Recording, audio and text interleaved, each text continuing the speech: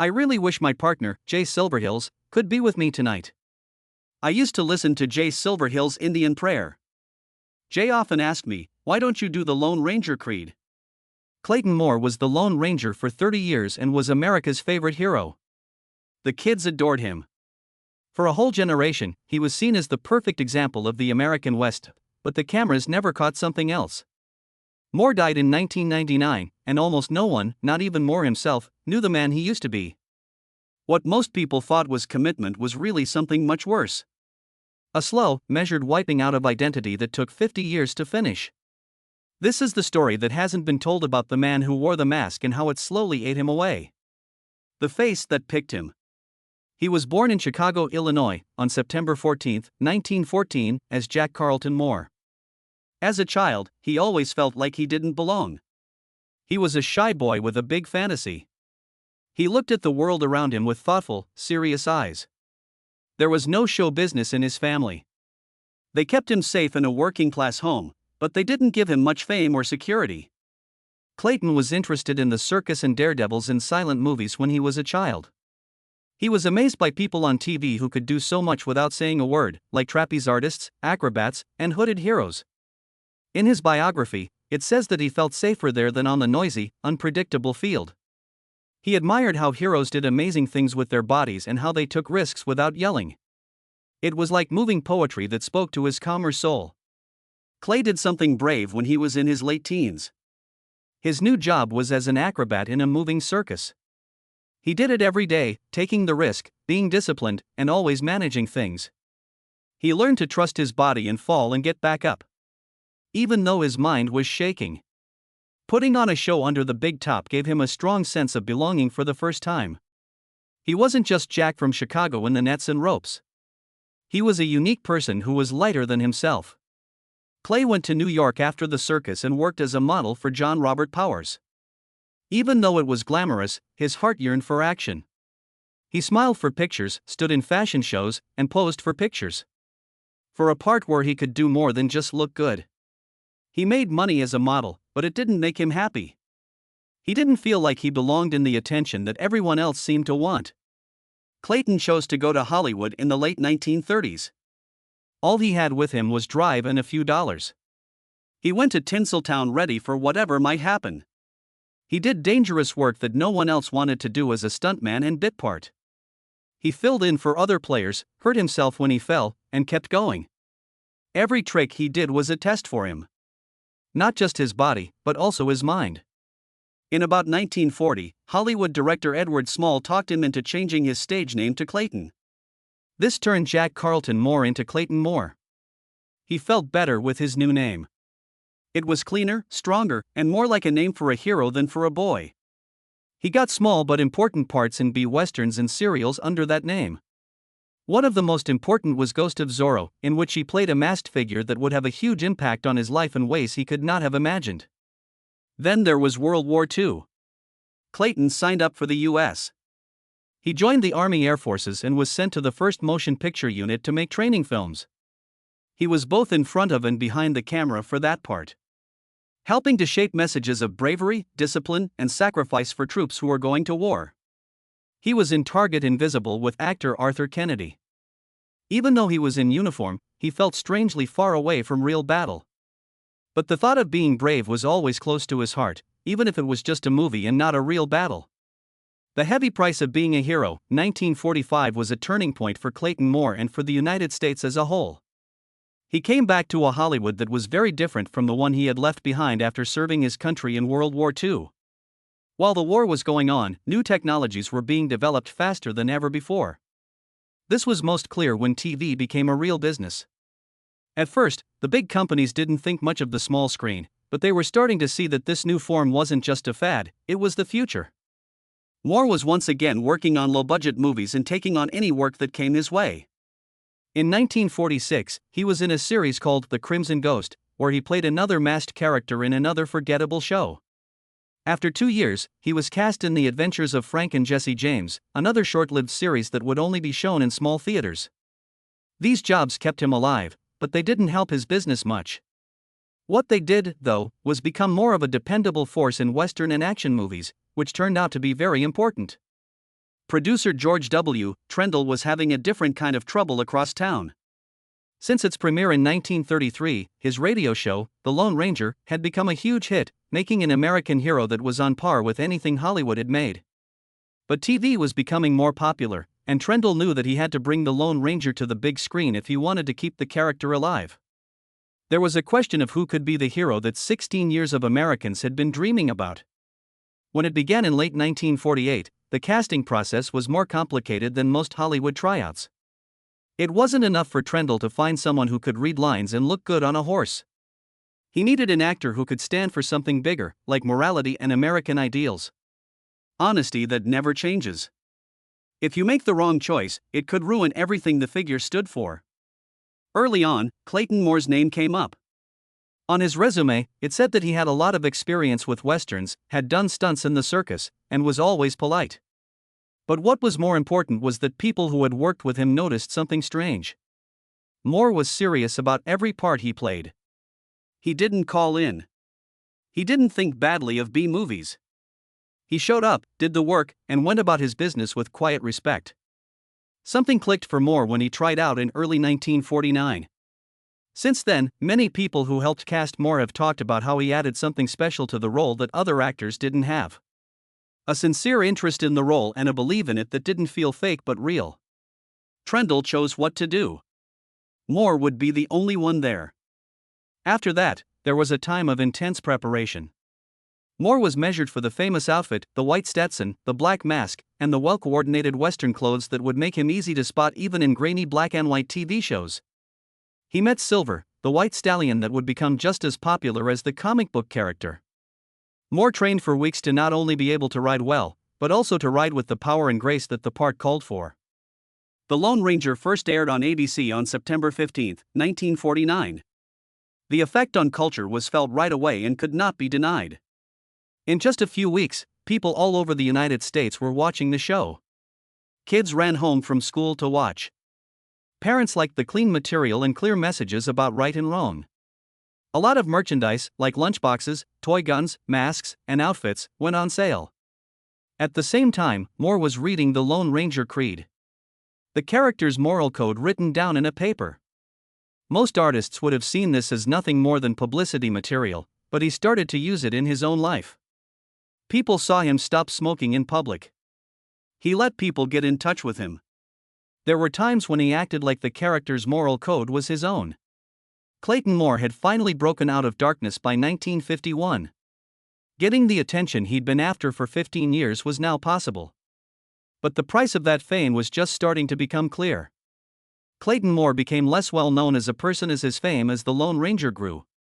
Even though the mask made him easy to spot, it was also hiding him. He and Hollywood weren't ready for what came next.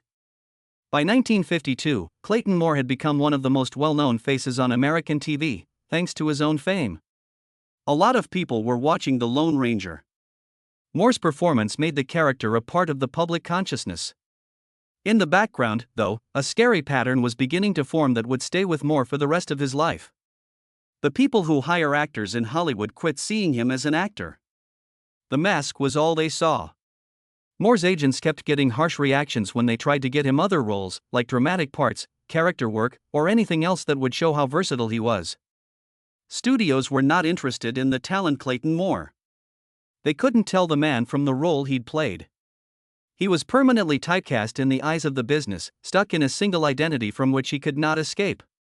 The irony was too much to bear. Moore had been trying for 15 years to get noticed, taking on any part that came up and working hard to build a business. He was finally famous, but that popularity was holding him back. Every time an audition was turned down, the same word was sent. You'll always be the Lone Ranger. Moore's performance made the character a part of the public consciousness. In the background, though, a scary pattern was beginning to form that would stay with Moore for the rest of his life. The people who hire actors in Hollywood quit seeing him as an actor. The mask was all they saw. Moore's agents kept getting harsh reactions when they tried to get him other roles, like dramatic parts, character work, or anything else that would show how versatile he was. Studios were not interested in the talent Clayton Moore. They couldn't tell the man from the role he'd played. He was permanently typecast in the eyes of the business, stuck in a single identity from which he could not escape. The irony was too much to bear. Moore had been trying for 15 years to get noticed, taking on any part that came up and working hard to build a business. He was finally famous, but that popularity was holding him back. Every time an audition was turned down, the same word was sent: "You'll always be the Lone Ranger." After many years, friends and co-workers from that time talked about a man who was struggling with a difficult question. If Clayton Moore didn't wear the mask, who was he? He had put a lot of himself into the character and accepted its moral code as his own. He lived by its rules every day. There was no longer any clear line between performer and performance. Even Moore didn't seem to know where one ended and the other started.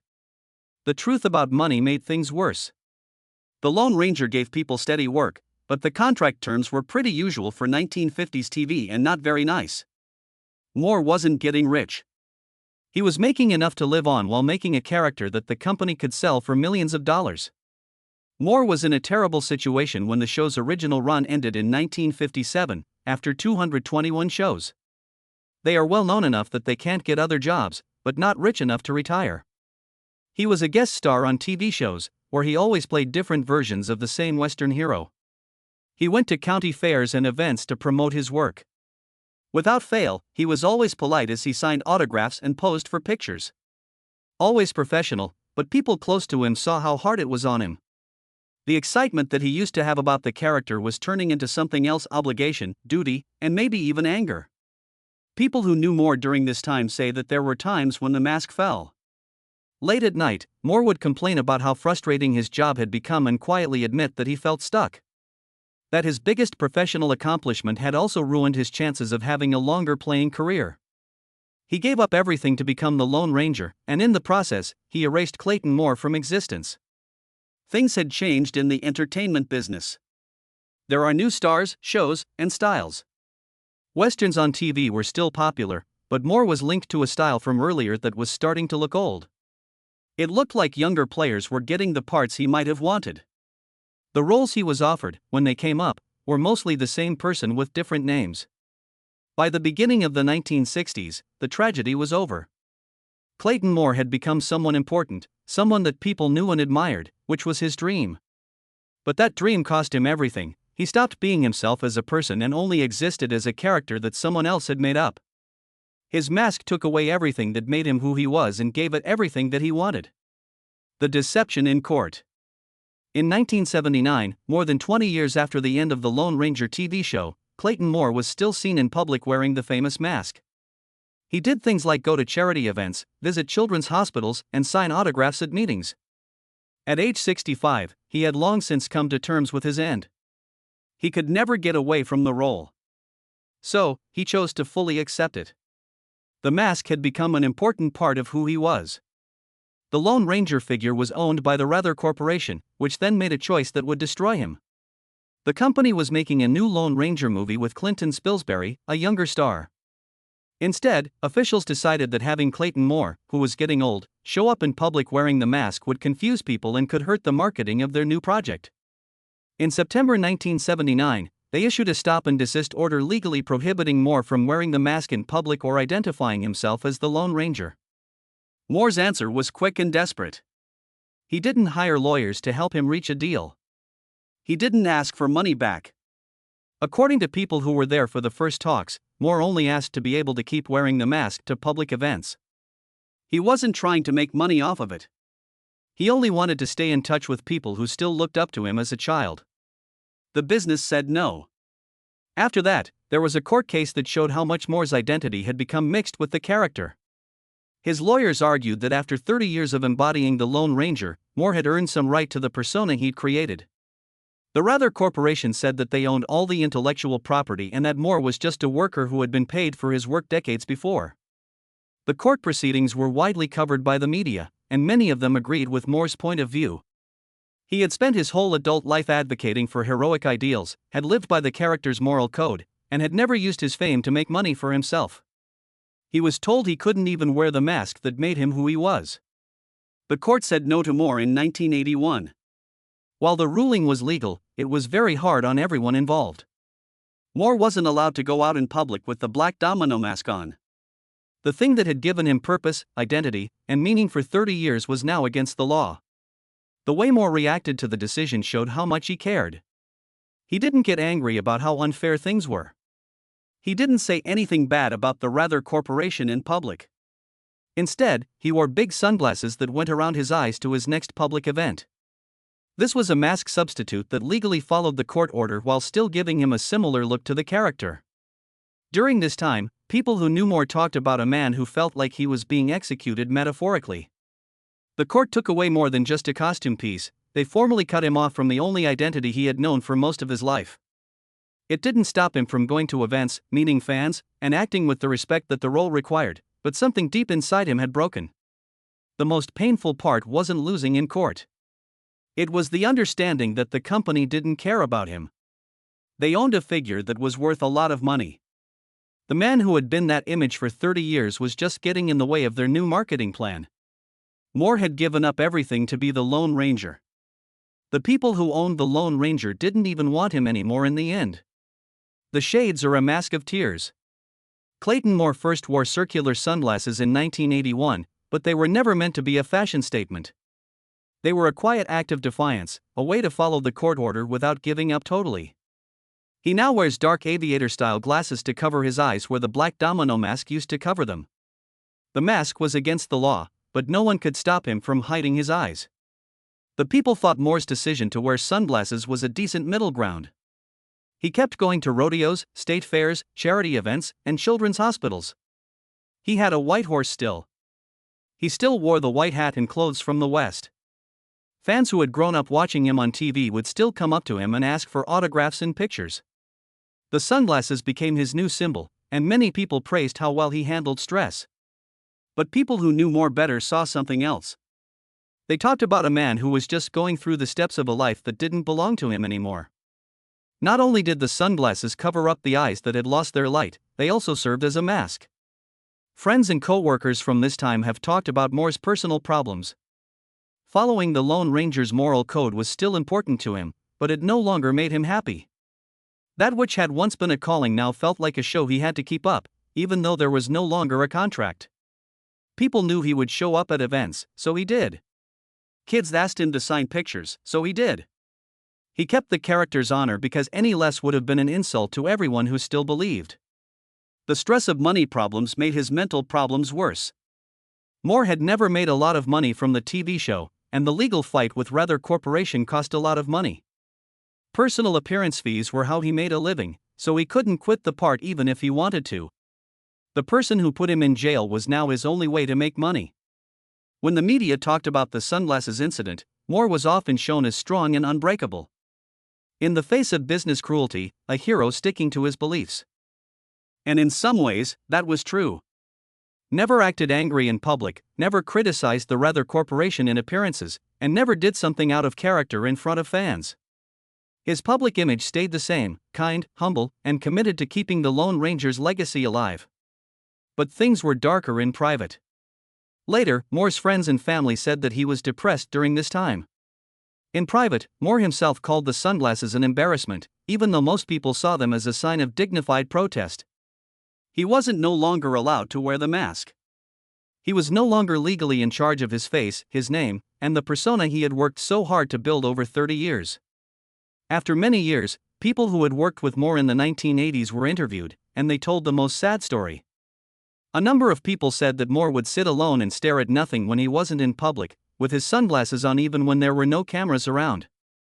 He felt so much like himself when he wore the mask that even its replacement couldn't be taken off. The world saw that people were strong.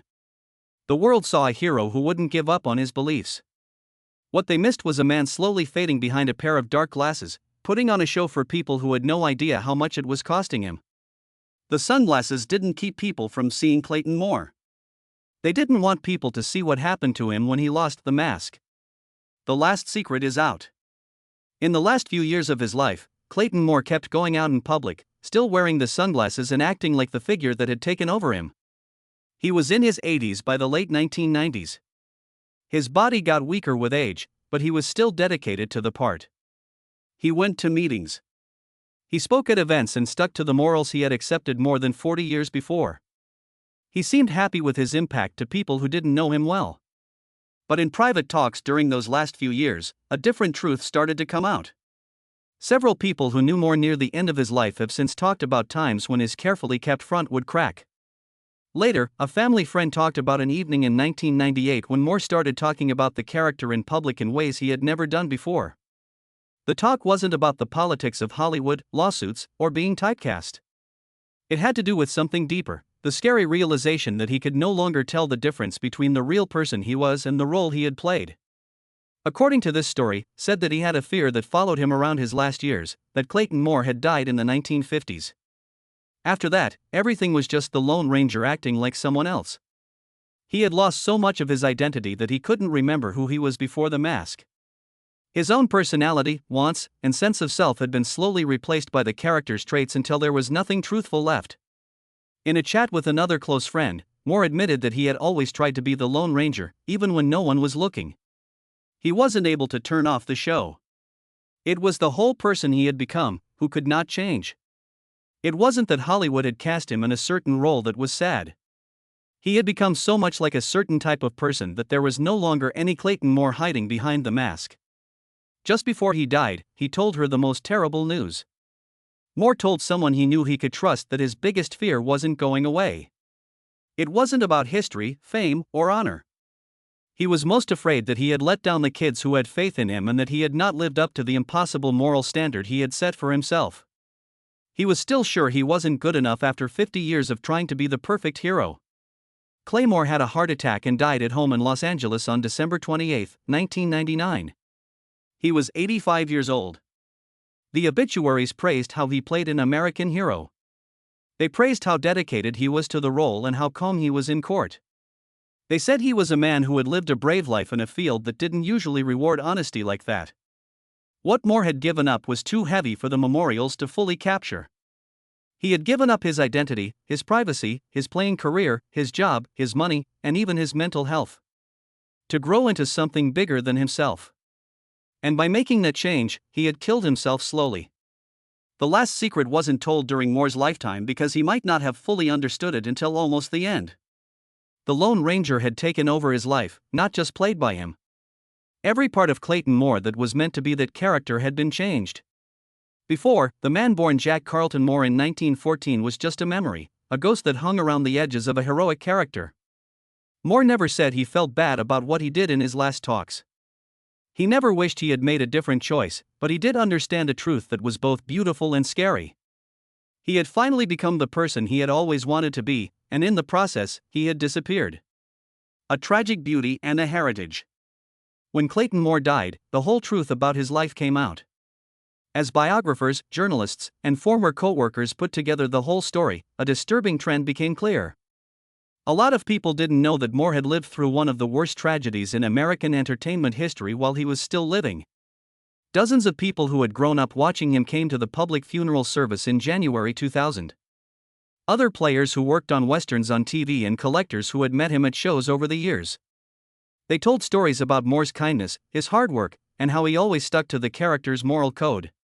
After speaker, everyone praised him as a man with heroic values who worked in a field that didn't usually award honesty. But what they were really talking about, even though not many people seemed to notice, was a man who had given up his whole life to make strangers feel better. Moore had not only put on a professional face, but he had let that face eat away at his real self and then performed that destruction for 50 years as if it were noble. In the months after Moore's death, some people who knew him well started talking more freely about what they had seen. A former neighbor said Moore spent his last few decades living alone and surrounded by Lone Ranger memorabilia, making his home look like a museum about erasing himself. There were no personal photos from before the TV show, from his time in the circus, or from the beginning of his work in Hollywood. The man who lived before 1949 had been removed from the records in a planned way. In later years, Moore's nephew told them that he had left behind journals with private works from the 1980s and 1990s that were never meant to be published. He said that the writings showed a deep sense of loneliness and existential confusion. Moore wrote about how he felt like a fake in his own life and how scary it was to look in the mirror and not recognize the person staring back at him. He wrote about the kids who still came up to him years after the show stopped. and how their sincere faith in the character made him feel both happy and guilty all at the same time. The financial information that came to light after the fact added another layer of sadness. Moore died with a small estate, even though the figure he created is worth hundreds of millions of dollars in merchandise and intellectual property value. He had never been able to get residuals or a share of the profits. He was only paid a salary by the companies that made a lot of money off of the Lone Ranger. They gave him just enough to stay alive after he gave them everything. The most upsetting thing was learning that Moore had been getting letters from kids even into the 1990s. These kids had seen reruns of the show and thought they were writing to a real hero. Moore had personally answered every letter, keeping up the appearance even when there was no money to be made.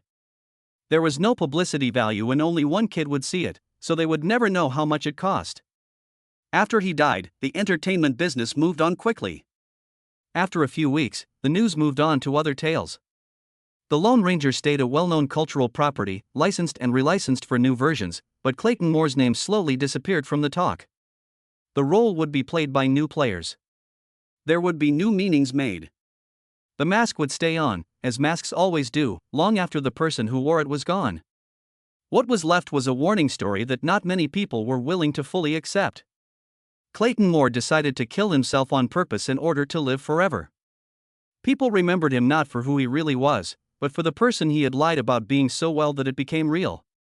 He didn't leave behind money, power, or artistic success.